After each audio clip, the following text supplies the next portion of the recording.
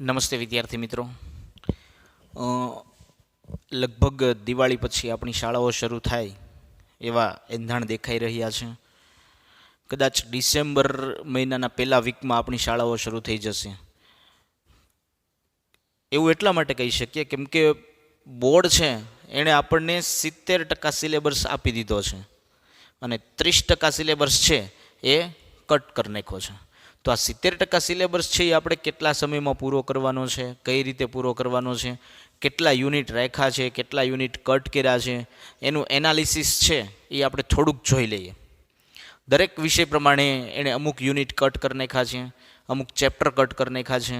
તો એ કેટલા ચેપ્ટર કઈ જગ્યાએ ક્યાં કેટલા કટ થયા છે એ વિષય પ્રમાણે જે તે વિષય શિક્ષક છે એ તમને વ્યવસ્થિત સમજાવી દે છે.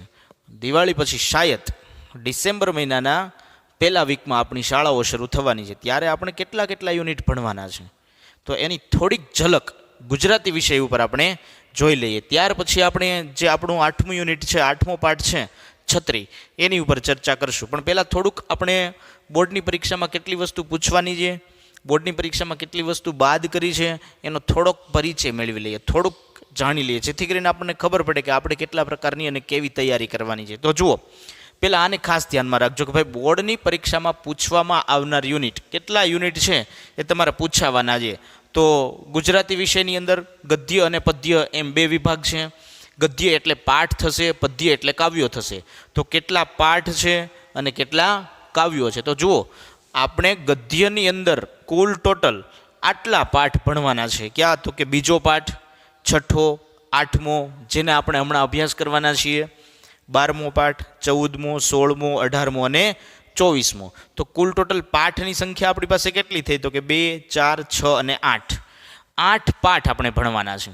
હવે કેટલા પાઠ કેટલા ગદ્ય છે એ બાદ કરેલા છે બોર્ડવાળાએ? તો કે બોર્ડવાળાએ 4થું, 10મું, 20મું અને 22મું આ 4 પાઠ છે એ સંપૂર્ણ સિલેબસમાંથી કાઢી જ નાખ્યા છે કે ભાઈ એને ભણવાના નથી. પણ એમ છતાંય આપણી પાસે જો ટાઈમ હશે, આપણી પાસે સમયગાળો હશે તો આપણે એનો પરિચય તો મેળવવાનો જ છે. એવું નથી કે એને કાઢી નાખ્યા, ભણવાના તો છે જ, પણ પરીક્ષામાં એની અંદરથી કોઈ વસ્તુ પૂછવામાં આવશે નહીં. તો આ 4 પાઠ છે એને રદ કરી દેવામાં આવ્યા છે, બાદ કરી દેવામાં આવ્યા છે. ત્યાર પછી આપણે પદ્યની વાત કરીએ. પદ્ય એટલે કાવ્યો. તો કાવ્યો કેટલા ભણવાના છે? તો કે 1, 5, 7, 9, 11, 13, 19, 21 અને 23 આટલા કાવ્યો આપણે ભણવાના છે.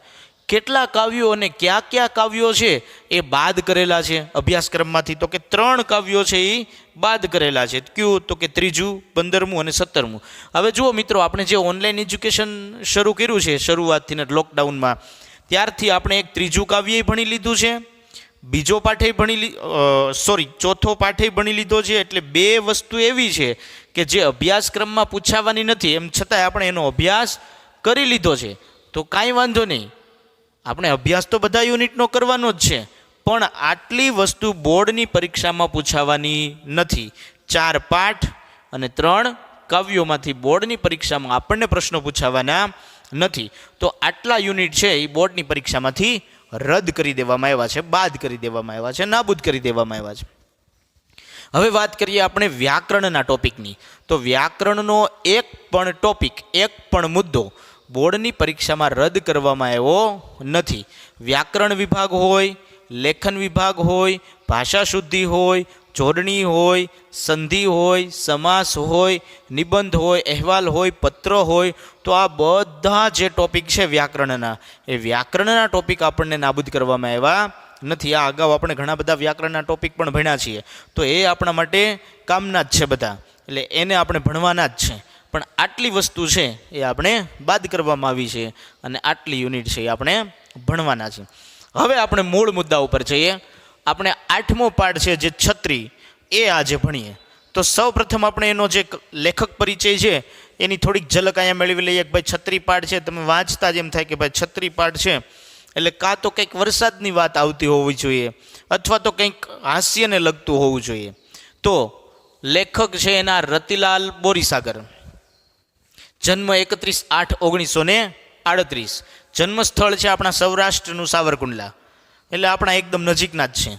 હવે આનો સાહિત્ય પ્રકાર, સાપ્ર એટલે સાહિત્ય પ્રકાર. તમને ક્યારેક એવો પ્રશ્ન પૂછે 1 માર્ક્સમાં કે ભાઈ છત્રી ગદ્યનો સાહિત્ય પ્રકાર જણાવો. તો શું થશે? હાસ્ય નિબંધ છે. રતિલાલ બોરીસાગરનો આ હાસ્ય નિબંધ છે છત્રી. હવે આ છત્રી ગદ્યની અંદર એ કેવી બાબતોનું વર્ણન કરે છે? તો અહીંયા એક માણસની ભૂલવાની જે ટેવ છે ને એનું બહુ બારીકાઈથી નિરીક્ષણ કરી અને સચોટ રીતે એનું વર્ણન કરવામાં આવ્યું છે કે ભાઈ માણસ વારે ને વારે ક્યારેક વાતે ને વાતે કંઈક ને કંઈક વસ્તુ ભૂલી જતો હોય છે. એવી જ રીતે લેખક છે એ પોતાની છત્રી છે એ હંમેશા સાથે જ રાખતા હોય, પણ ઘણી વખત શું થતું હોય છે કે જ્યાં બેઠા હોય ત્યાં થોડીક વાર બેસે ને પછી પાછું ઘરે જવાનું થાય ત્યારે છત્રી ત્યાં પડી રહે, ભૂલાઈ જાય, એટલે પાછું ત્યાંથી ત્યાં લેવા આવવાનું. હવે લેવા આવે ત્યારે ત્યાં છત્રી હોય ન હોય, કોઈક લઈ ગયું હોય, ક્યારેક ત્યાં પડી હોય, એવું બને. તો જે ભૂલવાની ટેવ છે અથવા તો નાની નાની બાબતોને જે ભૂલી જવામાં આવે છે એ બાબતને બહુ બારીકાઈથી જોઈ અને ખૂબ જ સરસ મજાનું હાસ્ય છે ને એ આપણને આ ગદ્યની અંદર આપેલું છે. કોણે? તો કે રતિલાલ બોરીસાગરે. એક વખત બને છે એવું કે એ છત્રી ભૂલી જાય છે, પછી એનું સરનામું મોકલે છે કે ભાઈ આવા પ્રકારની છત્રી ને આવી છત્રી છે એ મારી છે ને એમ બધે મોકલી દે છે, પત્રો મોકલે છે. ખબર પડે છે કે રાજકોટની અંદર એક જગ્યાએ છે એ છત્રી મારી પડી છે, એટલે એ રાજકોટ છત્રી લેવા માટે જાય છે. લેખક છત્રી લેવા માટે જાય છે, એની જ્યાં છત્રી હતી ત્યાં પહોંચી જાય છે, પોતાની છત્રી લઈ લે છે, બસમાં પાછા આવે છે. ત્યાં બને છે એવું કે એનું જે સ્ટેશન આવે છે ત્યાં એ ઉતરી જાય છે, પણ છત્રી બસમાં ભૂલી જાય છે. તો જુઓ, જે વસ્તુ લેવા ગયા હતા એની વસ્તુ પાછી બસમાં ભૂલી ગયા. તો આ ભૂલવાની જે ટેવ છે અથવા તો નાની બાબતોને જે ભૂલી જવામાં આવે છે એની ઉપરથી આપણે હાસ્ય છે એ નિષ્પન્ન કરવાનું છે. તો પહેલાં આપણે લેખકનો પરિચય જોયો, હજી થોડુંક ઊંડાણપૂર્વક જોઈએ પાઠ્યપુસ્તકની અંદર શું કહેવા માંગે છે. જુઓ, યુનિટ નંબર 8 જે આપણે પૂછાવાનું છે ગદ્યની અંદર, 8મું યુનિટ છે આપણે છત્રી. લેખક છે એના રતિલાલ બોરીસાગર. જન્મ 31/8/1938. જુઓ, રતિલાલ મોહનલાલ બોરીસાગરનો જન્મ સૌરાષ્ટ્રના સાવરકુંડલામાં થયો હતો. તેઓ વર્ષો સુધી અધ્યાપક રહ્યા હતા. ત્યારબાદ ગુજરાત રાજ્ય શાળા પાઠ્યપુસ્તક મંડળમાં નાયબ નિયામક તરીકે પણ તેણે કામ કર્યું હતું. મરક આનંદલોક, એન્જિયોગ્રાફી, તિલક કરતા 63 થયા વગેરે તેમના હાસ્ય નિબંધો છે એ નોંધપાત્ર છે. તો સૌથી વધારે જે હાસ્ય નિબંધ ઉપર હાસ્ય ઉપર એણે કામ કરેલું છે રતિલાલે. તેમણે સંભવામી યુગે યુગે, ભગવાન શ્રી કૃષ્ણે ગીતાની અંદર કીધું હતું કે યદા યદા હિ ધર્મસ્ય ગ્લાનિર્ભવતિ ભારત અભ્યુત્થાનમ અધર્મસ્ય તદાત્માનમ સૃજામ્યહમ પરિત્રાણાય સાધુનામ વિનાશાય ચ દુષ્કૃતામ ધર્મ સંસ્થાપનાર્થાય સંભવામી યુગે યુગે. તો અહીંયા એણે એક હાસ્ય નિબંધ લખ્યો છે, સંભવામી યુગે યુગે, કે હું દરેક યુગમાં જન્મ ધારણ કરીશ જ્યારે જ્યારે અધર્મ વ્યાપી જશે. આવું તો શ્રી કૃષ્ણ ભગવાને ગીતાની અંદર કીધું હતું કે ભાઈ જ્યારે જ્યારે ધર્મની અંદર ગ્લાનિ થશે, જ્યારે જ્યારે ધર્મની અંદર અધર્મ છે એ પ્રવર્તશે, પાપ છે એ વધી જશે, ત્યારે હું દરેક યુગમાં જન્મ ધારણ કરીશ. સંભવામી યુગે યુગે, હું ધારણ કરીશ. શું? તો કે જન્મ. તો સંભવામી યુગે યુગે હાસ્ય નવલકથા લખી છે એણે. હાસ્ય સાહિત્યનું સંપાદન તેણે સૂક્ષ્મતાથી કરેલું છે. નાની નાની બાબતમાંથી નહીં શું કરે તો કે હાસ્યને ગોતી લે. બાલવંદના તેમનું બાળ સાહિત્યનું પ્રદાન છે. ગુજરાત સાહિત્ય અકાદમી, ગાંધીનગર મારવાડી સંમેલન, મુંબઈ તથા સાહિત્ય સભાના વિવિધ એવોર્ડ પણ એને પ્રાપ્ત થયેલા છે. ત્યાર પછી છત્રી ગદ્ય છે આપણું જે, એની અંદર એણે કેવી વાત છે એ વર્ણવી છે, કેવી બાબતો છે એનું આલેખન કર્યું છે, એની થોડીક ઝલક જોઈ લઈએ. છત્રી હાસ્ય નિબંધમાં લેખકના છત્રી સાથેના અનેક પ્રસંગો છે એ નિરૂપાયેલા છે. છત્રીની ખરીદી કરતી વખતે થતા અનુભવ અને વારંવાર છત્રી ખોવાઈ જવાથી તેને સાચવી રાખવા માટેના ઉપાયોમાંથી હાસ્ય છે એ નિષ્પન્ન થાય છે. ખરીદતી વખતેથી લઈ ખરીદી લીધા પછી તેને સાચવી રાખવા માટે અને વિવિધ જગ્યાએ લઈ જવા માટે એને કેટલી સાર સંભાળ રાખવી પડે છે છત્રીની, એની બારીકાઈથી જે ઝલક છે એ આપણને આપેલી છે. અંતે છત્રી ખોવાઈ જતાં તેમના ઉપર લખેલા નામ સરનામાના કારણે છત્રી જેને મળી છે તેનો પત્ર આવે છે ને લેખક છત્રી લેવા માટે રાજકોટ જાય છે. લેખક શું કરે છે કે ભાઈ છત્રી ખોવાઈ જાય છે એટલા માટે છત્રી ઉપર જ એનું નામ ને સરનામું ને એનું એડ્રેસ ને એ બધું લખી નાખે છે. એક વખત છત્રી ખોવાઈ જાય છે તો એના એડ્રેસ ઉપર પત્ર આવે છે કે ભાઈ તમારી છત્રી મને મળી છે. એને લેવા માટે ક્યાં જાય છે લેખક? રાજકોટ જાય છે. પણ પાછા આવે છે ત્યારે બસમાં ફરી પાછા છત્રીને ભૂલીને આવે છે. આમ માણસનું ભૂલકણાપણું છત્રી જેવી સામાન્ય લાગતી વસ્તુ સાથે જોડી અને લેખકે નિર્દોષ હાસ્ય છે તેને આપણી સમક્ષ નિષ્પન્ન કર્યું છે. તો હવે આપણે ગદ્ય ઉપર થોડુંક કામ કરશું. જુઓ, ધ્યાન આપો પાઠમાં. મોસમનો પહેલો વરસાદ પડ્યો ત્યારે હું છત્રી લેવા શહેરના અનેક જાણીતા સ્ટોરમાં ગયો અને નાની અને નાજુક એવી છત્રી બતાવવાનું કહ્યું. મોસમનો પહેલો વરસાદ, આપણને છત્રી ક્યારે યાદ આવે? ચોમાસાની ઋતુમાં. વરસાદ શરૂ થઈ ગયો, વરસાદ ધીમે ધીમે શરૂ થવાની તૈયારીમાં છે, ચોમાસું બેસી ગયું છે, એટલે આપણે બજારની અંદર જઈ અને દુકાનમાં શું લેશું? તો કે છત્રી છે એની ખરીદી કરશું. લેખક પણ જાય છે અને નાની એવી છત્રી છે એના ભાવ પૂછાવે છે. દુકાનદારે જુદી જુદી સાઈઝની કેટલીક છત્રીઓ બતાવી.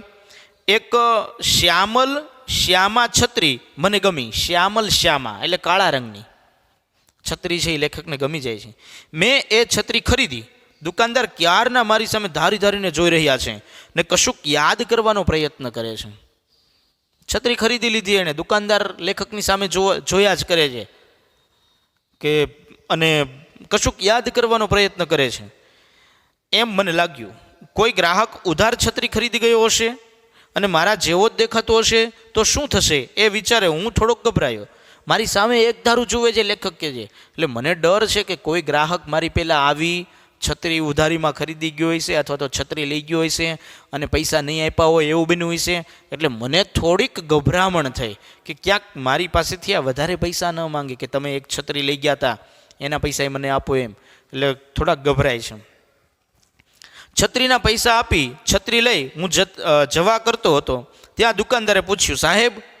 કાકાને બદલે સાહેબ કહ્યું એ મને ગમ્યું.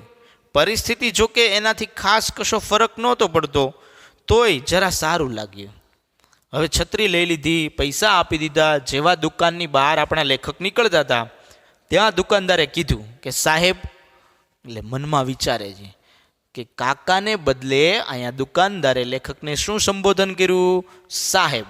પ્રશ્ન પૂછશે તમને કે દુકાનદારે કાકાને બદલે કયું સંબોધન કર્યું અથવા તો દુકાનદારે લેખકને કયું સંબોધન કર્યું? તો દુકાનદારે લેખકને કાકાને બદલે સાહેબ એવું સંબોધન કર્યું.